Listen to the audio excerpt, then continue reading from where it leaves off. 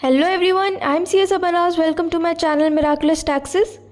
आज की वीडियो में हम ऐसी 9 चीज़ों की बात करेंगे जो आपको 31 मार्च 2023 से पहले करनी है और ये आखिरी मौका है। तो बिना टाइम वेस्ट किए स्टार्ट करते हैं। First, interest on loan taken for purchase of electric vehicle. यदि आप इलेक्ट्रिक व्हीकल ख़रीदने का सोच रहे हैं और आप उसके लिए लोन लेना चाहते हैं तो 31 मार्च के पहले लोन सैंक्शन करा लें, क्योंकि 31 मार्च तक लोन सैंक्शन हो गया तो आप इनकम टैक्स के सेक्शन 80BB के अंडर 1.5 लाख तक के इंटरेस्ट की रिडक्शन क्लेम कर सकते हैं। जी हाँ, जिससे आपका टैक्स कम हो जाएगा। व्हीकल पर्सनल यूज़ के लिए ख़रीद रहे हैं या प्रोफेशनल यूज़ के लिए, वो मैटर नहीं करता। डिडक्शन आप दोनों केसेस में ले सकते हैं, तो जल्दी करें और अपना टैक्स बचाएं। Second, debt mutual funds investment. अभी तक डेट म्यूचुअल फंड्स के लॉन्ग टर्म कैपिटल गेन पर 20% से टैक्स लगता था और आपको इंडेक्सेशन बेनिफिट भी मिलता था। बट 31 मार्च 2023 के बाद से इंडेक्सेशन बेनिफिट ख़त्म हो जाएगा और लॉन्ग टर्म कैपिटल गेन पर नॉर्मल स्लैब रेट लगेगा, जिसकी वजह से अब आपको ज़्यादा टैक्स पे करना होगा। इसलिए 31 मार्च के पहले डेट म्यूचुअल फंड्स में इन्वेस्ट करें, क्योंकि 31 मार्च तक खरीदे गए फंड्स पर पुराना रेट ही लगेगा। Third, GST composition scheme. यदि आप एक जीएसटी टैक्स पेयर हैं और आपका टर्नओवर 1.5 करोड़ रुपए से कम है तो आपको आने वाले फाइनेंशियल ईयर में कंपोजिशन स्कीम ऑप्ट करनी है या नहीं, ये डिसाइड करने के लिए 31 मार्च 2023 लास्ट डेट है, तो अभी डिसाइड करें। Fourth, tax saving investments. यदि आपने अभी तक टैक्स प्लानिंग नहीं की है और आप टैक्स बचाना चाहते हैं तो यह आखिरी मौका है।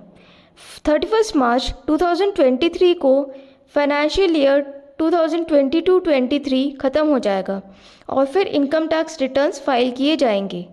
तो 31 मार्च तक equity linked saving scheme, PPF, life insurance, health insurance, NPS जैसे इंस्ट्रूमेंट्स में इन्वेस्ट करें और एटीसी, एटीडी में डिडक्शन लेकर अपना टैक्स बचाएं। Fifth, updated return for financial year 1920। यदि आपका फाइनेंशियल ईयर 1920 का कोई इनकम टैक्स रिटर्न पेंडिंग है तो ये उस रिटर्न को फाइल करने का लास्ट चांस है। 31 मार्च 2023 के बाद फाइनेंशियल ईयर 2019-20 के अपडेटेड रिटर्न्स फाइल करने की फैसिलिटी बंद हो जाएगी। Sixth, tax saving insurance policy. यदि आप कोई इंश्योरेंस पॉलिसी लेना चाहते हैं तो 31 मार्च के पहले ही ले लें, क्योंकि 1 अप्रैल 2023 से यदि आप कोई पॉलिसी लेते हैं जिसका प्रीमियम 5 लाख रुपीज़ से ज़्यादा है तो आपको जो भी अमाउंट मैच्योरिटी पर पॉलिसी से रिसीव होगा वो टैक्सेबल होगा। इसलिए जल्दी करें और 31 मार्च तक पॉलिसी ले लें। Seventh, payment of advance tax. अपने लास्ट क्वार्टर के एडवांस टैक्स का पेमेंट 31 मार्च तक कर दें, अदरवाइज़ आपको पेनल्टी देनी पड़ जाएगी। एट्थ, PMVVY प्रधानमंत्री वया वंदना योजना। प्रधानमंत्री वया वंदना योजना एक स्कीम है सीनियर सिटीजन्स के लिए, जिसमें 7.4% का गारंटीड रिटर्न मिलता है।